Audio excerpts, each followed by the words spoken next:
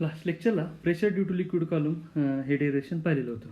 त्याच्यात आपण प्रेशरचा फॉर्म्युला जो सांगत होतो तो pressure P is equal to H rho G. H म्हणजे या इमॅजिनरी सिलेंडरची हाईट आपण इथं कन्सिडर केलेली होती. ठीक आहे. रो म्हणजे आपण म्हणत होतो डेन्सिटी ऑफ, हा रो म्हणजे डेन्सिटी ऑफ वॉटर मॉलिक्यूल जे असतील त्यांची, आणि जी म्हणजे ॲक्सेलरेशन ड्यू टू ग्रॅव्हिटी आपण म्हणत होतो. आता या ह्याच्यामध्ये जर तुम्ही पाहिलं तर आपण हा इमॅजिनरी जो सिलेंडर कन्सिडर केला होता त्याच्या बॉटमवरती किती प्रेशर हे फाइंड आउट केलं होतं, आणि ते प्रेशरच्या फॉर्म्युल्याप्रमाणे ते फक्त डिपेंड कशावरती आहे तर फक्त या हाईट एच वरती डिपेंड आहे. एच हाईट म्हणजे काय तर त्या बॉटमपासून वरती वॉटर मॉलिक्यूलचं किंवा वॉटर कॉलम केवढा आहे त्याचं वेट जे काय असेल त्याच्यामुळे जो फोर्स असेल त्याच्यामुळे फक्त प्रेशर असेल असं आपण म्हणतोय.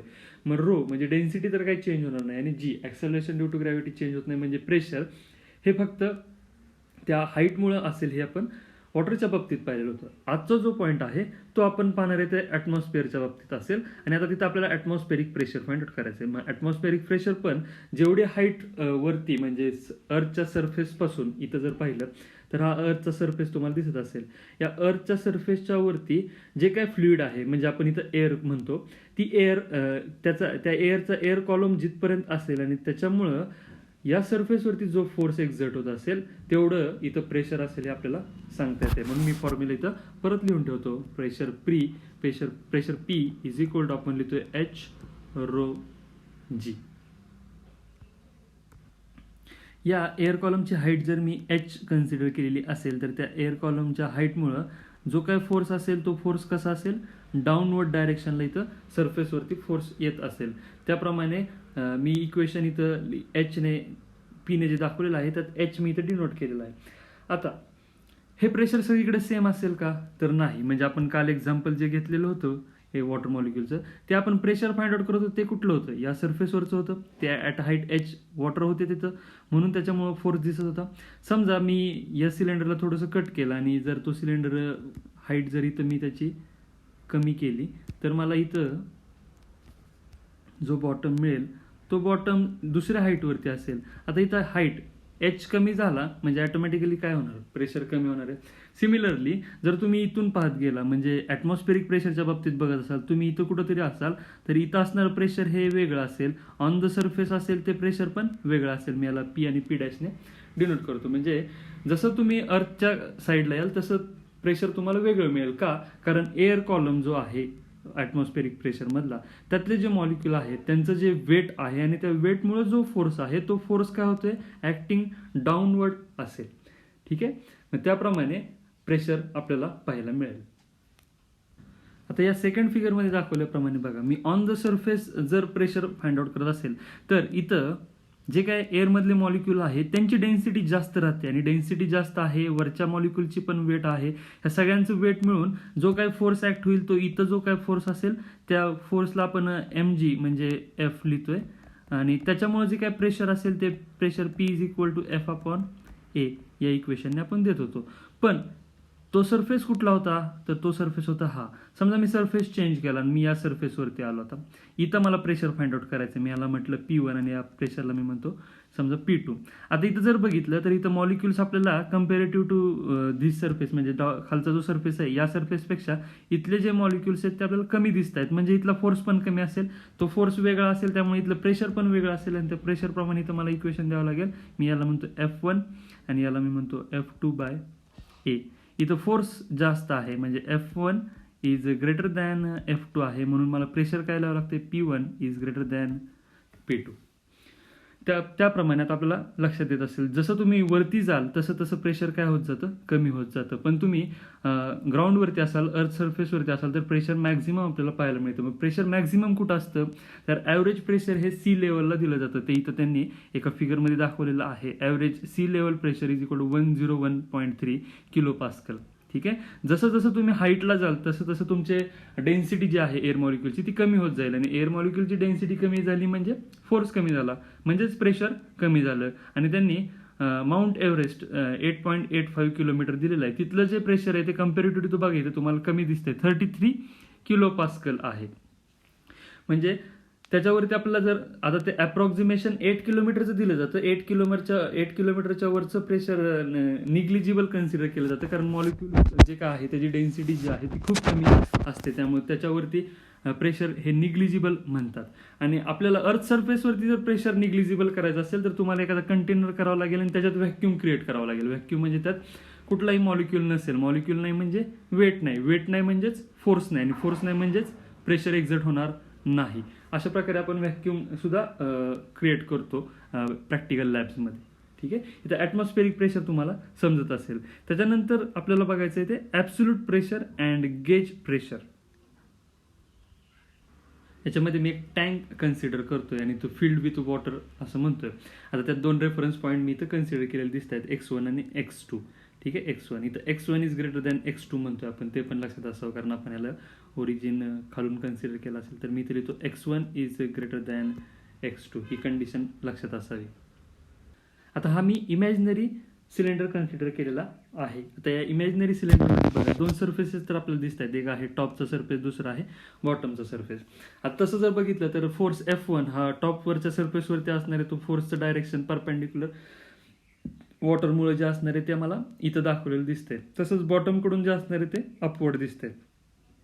इमॅजिनरी जो सिलेंडर आहे त्याच्या इनसाइड जे वॉटर आहे त्याच्यावरती ग्रॅव्हिटेशनल फोर्स असेल आणि त्याचं वेट काय असेल mg, ते पण आपण कसं दाखवतो, वेट व्हर्टिकली डाऊनवर्ड. आता हे जर आपण इमॅजिनरी सिलेंडर कन्सिडर केलं आणि इथं जर प्रेशर आहे असं म्हटलं तर हे वॉटर तर काही मूव्ह होत नाहीये, म्हणजे ते कुठं फ्लो पण होत नाहीये, आहे तिथंच आहे, म्हणजे स्टॅटिक इक्विलिब्रियमला आहे. स्टॅटिक इक्विलिब्रियमला आहे म्हणजे इथं बॅलन्सिंग कंडिशन असतील. मग कोण बॅलन्स करत असेल तर बघा हे F1 आणि mg व्हर्टिकली डाऊनवर्ड दिसत आहेत, म्हणजे ह्या दोघांचे ॲडिशन करावे लागेल, आणि F2 त्याला अपोजिट आहे, म्हणजे या 2 फोर्सेसला हा फोर्स बॅलन्स करत असेल, म्हणून मी तो फोर्स लिहून ठेवतो. फर्स्ट फोर्स जो आहे तो आहे F1.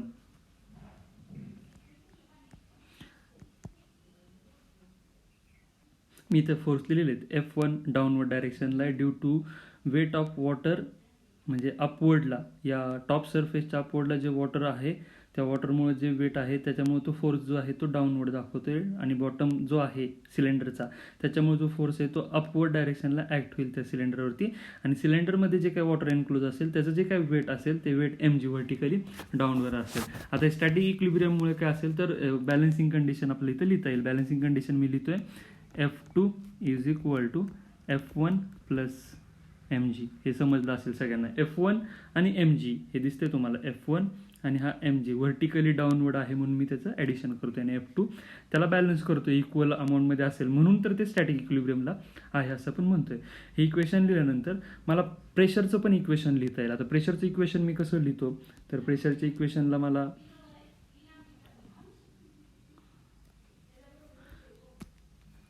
Pressure P is equal to आपण काय लिहितो, फोर्स पर युनिट एरिया. त्याच्यावरून फोर्सचं इक्वेशन दिलं तर फोर्सचं इक्वेशन काय येईल, F is equal to P into ए.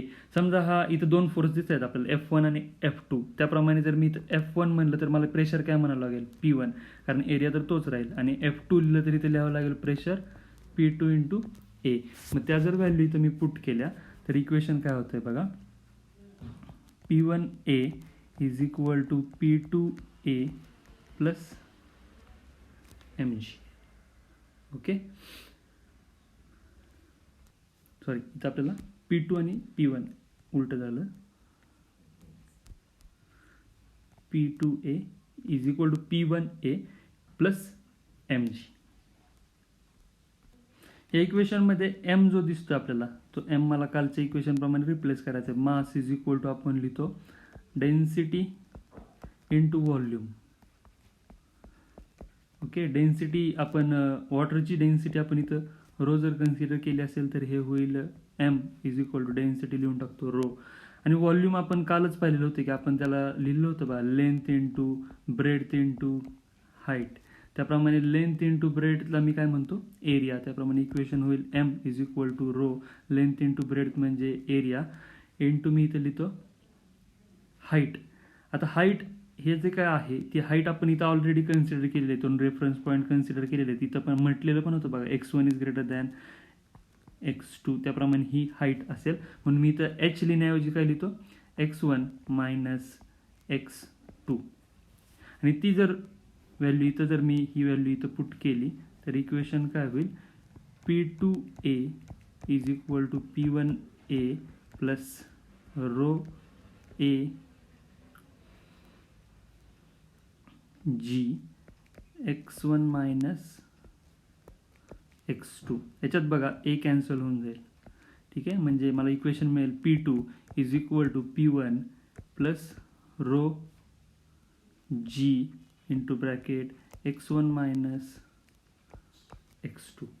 हे जे रिलेशन मिळतं आहे त्या रिलेशनवरून आपण प्रेशर इनसाइड द लिक्विड कुठल्याही पोझिशनला सांगू शकतो. इनसाइड द लिक्विड पण आपल्याला सांगता येईल आणि ॲटमॉस्फेरिक प्रेशर पण इथं आपल्याला सांगता येतं ॲट अल्टिट्यूड वगैरे. ते आपण नेक्स्ट डेरिवेशनमध्ये पाहणार आहोत. फक्त इक्वेशन लक्षात असावं तुम्हाला, P2 फाइंड आउट करायचं ना. P2 is equal to P1 plus rho G x1 minus x2. Okay, next derivation जे असेल ते डेरिवेशन आपल्याला पाहायचं ते pressure at a depth h below the surface of liquid. Same derivation असेल, फक्त आता ते इमॅजिनरी सिलेंडर जो इथं कन्सिडर केला होता तो प्लेसिंग वेगळं केलेलं असेल, ठीक आहे. ते आता आपण डायग्राममध्ये पाहूया.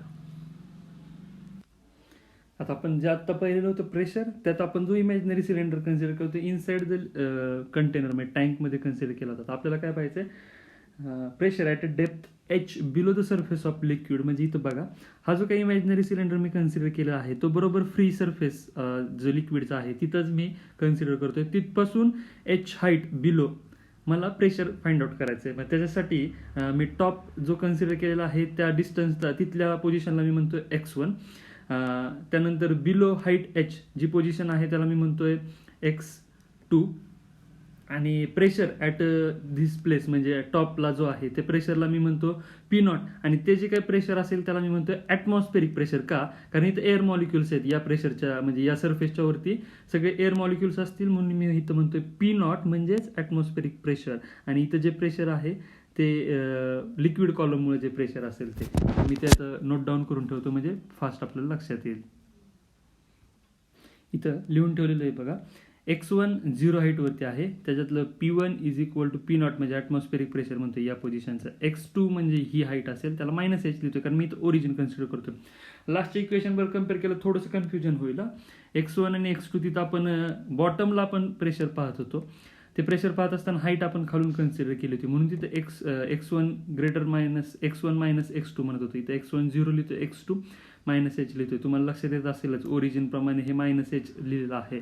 x2 is equal to minus H आणि P2 is equal to P म्हणजे इथं जे प्रेशर असणार आहे ते.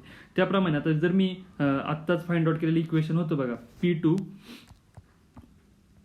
इज इक्वल टू आता आपण लिहितो P1 plus rho G H x1 minus x2. हे इक्वेशन आपण आता फाइंड आउट केलेलं होतं. आता त्याच्यात आपण इथं P2 P1 ऑलरेडी डिफाईन केलेलं, मी फक्त व्हॅल्यू पुट करतो. तर P2 इज इक्वल टू आपण म्हणतोय P is equal to P1 is equal to म्हणतोय P0 प्लस रो जी, एक मिनिट h नको, हा x2 मायनस x1 म्हणजेच h आहे, रो जी. आणि आता आपल्याला ब्रॅकेटमध्ये जे क्वांटिटी आहे ती क्वांटिटी आहे x1 मायनस x2. आता याच्यात x1 आपला काय 0, ओके, मायनस x2 आहे, मायनस तुम्ही लिहिला, आणि x2 ची व्हॅल्यू काय आहे मायनस h आहे. म्हणजे हे मायनस मायनस काय होऊन जाईल, प्लस होऊन जाईल. इक्वेशन काय मिळेल, P is equal to P0 plus rho g minus minus h. त्यांनी इक्वेशन लिहिलं असेल P is equal to P0 plus h rho g. आता हे इक्वेशन जे आहे ते आपल्याला काय देते, तर टोटल प्रेशर और absolute pressure P at depth h below the surface of the liquid. ह्याचं इक्वेशन आहे below surface of liquid h below the depth h below the surface of liquid. आता याच्यात दोन प्रेशर आपल्याला दिसत आहेत बघा. एक आहे ते P0 असेल, हे P0, आणि दुसरं आहे ते h रो जी. P0 म्हणजे प्रेशर ड्यू टू ॲटमॉस्फिअर आहे, म्हणजे हे ॲटमॉस्फेरिक प्रेशर आहे, त्याला आपण P0 म्हणतोय. आणि दुसरं जे दिसतंय h rho G, pressure due to liquid column at a depth h. म्हणजे इथपर्यंत जर मी हा सरफेस जर कन्सिडर केला तर याच्यावरती जे काही लिक्विड कॉलम आहे त्या लिक्विड कॉलमचे जे काही मॉलिक्युल्स आहेत त्याचं जे वेट आहे त्या वेटचं प्रेशर हे टोटल प्रेशर म्हणून आपण सांगतोय. Atmospheric pressure plus pressure due to liquid column किंवा liquid at a depth h, त्याच्यावरून हा फॉर्म्युला आलेला असेल. सिमिलरली आता आपल्याला change of atmospheric pressure with height पण आपल्याला फाइंड आउट करता येईल. त्याचं पण इक्वेशन मी थोडक्यात सांगतो.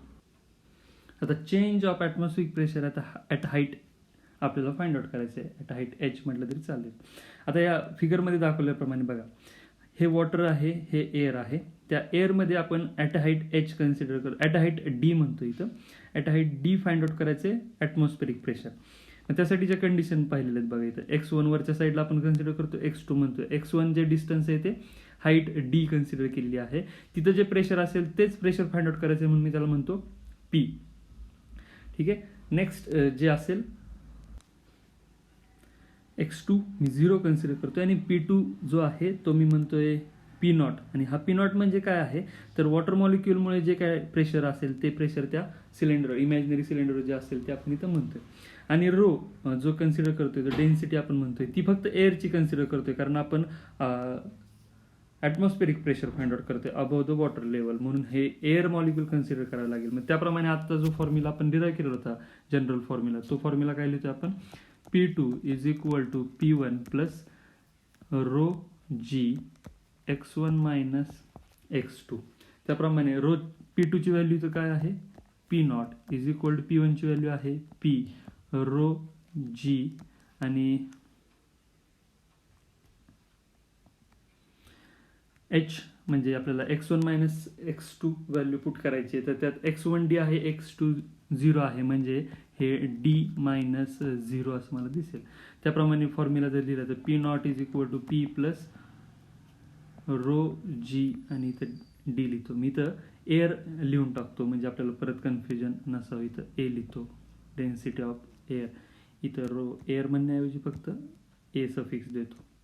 ठीक आहे. मला आता फाइंड आउट करायचं आहे ते प्रेशर ॲट हाईट एच. मग त्यासाठी जर फॉर्म्युला क्रिएट केला तर P is equal to P0 minus rho air G D. हा जो फॉर्म्युला असेल तो असेल change of atmospheric pressure with height. With height equation जर पाहिलं म्हणजे डेप्थचं इक्वेशन तुम्ही आत्ताच डिराईव्ह केलेलं होतं बघा. त्यात इथं क्वांटिटी जी आली होती त्याला आपण काय म्हणत होतो, हे प्लस येत होतं बरोबर. इथं काय होतंय मायनस, म्हणजे तुम्ही जसं जसं हाईट वरती जाल तसे तसं प्रेशर काय होत जाईल, कमी होत जाईल. हे इथं आपल्याला इक्वेशन मधून पण समजत असेल. त्यानंतर आपल्याला गेज प्रेशर हा पण एक पॉईंट समजून घ्यायचा आहे. आता गेज प्रेशर म्हणजे काय, तर difference between absolute pressure and atmospheric pressure, त्याला आपण गेज प्रेशर म्हणतो. ते डेफिनेशन कुठेतरी विचारली जाईल, ते पण बुकमध्ये आहे, थोडंसं पाहून घ्या. Hydrostatic paradox. आता आपल्याला इथं व्हेसल दाखवलेले दिसतात बघा, ए बी सी आणि डी. ह्या सगळ्या व्हेसलमध्ये लिक्विड कॉलमची जी हाईट आहे ती सेम आहे, पण लिक्विडची जी अमाऊंट आहे ती वेगवेगळी आहे. मग त्याप्रमाणे जर व्हेसलमध्ये, प्रत्येक व्हेसलमध्ये जर मी प्रेशर फाइंड आउट केलं तर हे बॉटमवरती जे प्रेशर असेल हे प्रत्येकाचं वेगळं असेल असं आपण म्हणू. कारण का, तर आपल्याकडे फॉर्म्युला ऑलरेडी आहे, pressure P is equal to आपण म्हणतो फोर्स पर युनिट एरिया.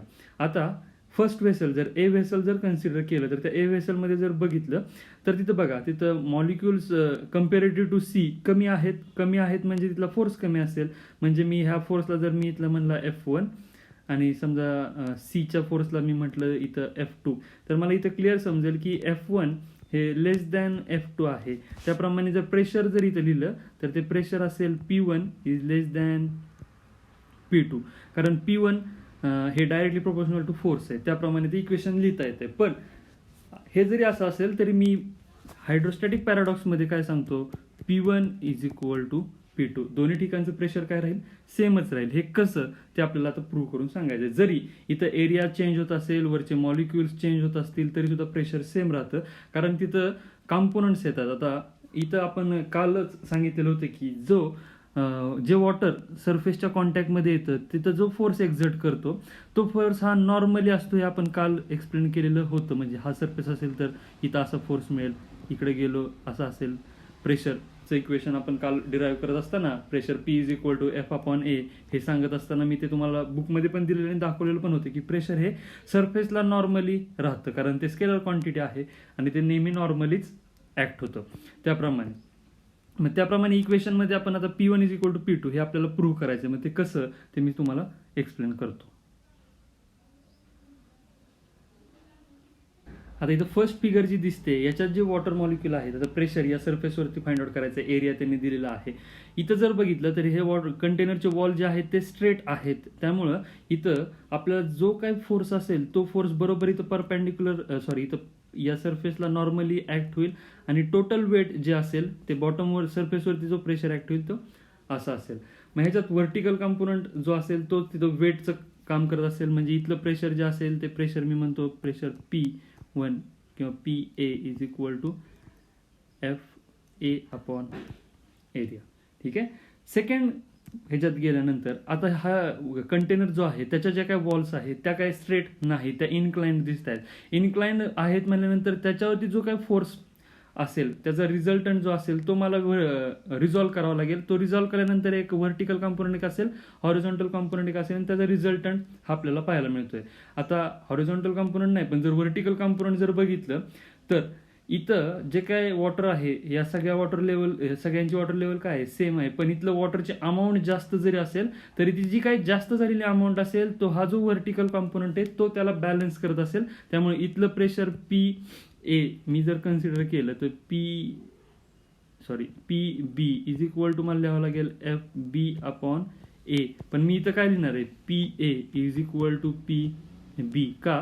कारण तिथं जे काही एक्स्ट्रा अमाऊंट झालेलं आहे ते इथं व्हर्टिकल कॉम्पोनंट बॅलन्स करत असेल. थर्ड फिगरकडे जर आला तर तिथं बघा जो काही इन्क्लाइंड सरफेस आहे तो इनसाइड आहे आणि वरचा सरफेस त्यांनी स्मॉल करत गेलेले.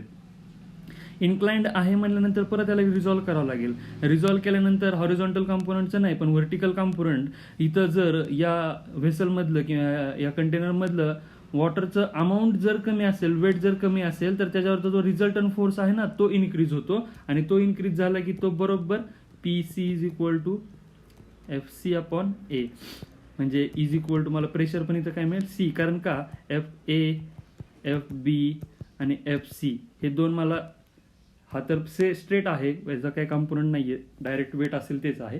FB जो मिळतोय तो कोणतरी बॅलन्स करतोय तो आहे व्हर्टिकल कॉम्पोनंट. FC जो मिळतोय तो मला डाऊनवर्ड साईडला जो कॉम्पोनंट आहे तो त्याला एक्स्ट्रा वेट देतोय अमाऊंटला त्या वॉटरला, त्यामुळं तिथं आपल्याला सेम प्रेशर पाहायला मिळतंय. म्हणजे इथं हायड्रोस्टॅटिक पॅराडॉक्स तुम्हाला समजत असेल. जरी सरफेस एरिया सेम असेल आणि वरच्या व्हेसलमधली अमाऊंट म्हणजे जो काय फोर्स जरी वेगळा असला तरी वॉटर लेवल जर सेम असेल तर प्रेशर सगळीकडचं काय मिळतं आपल्याला सेमच पाहायला मिळतं. हे या हायड्रोस्टॅटिक पॅराडॉक्समध्ये आपल्याला समजेल.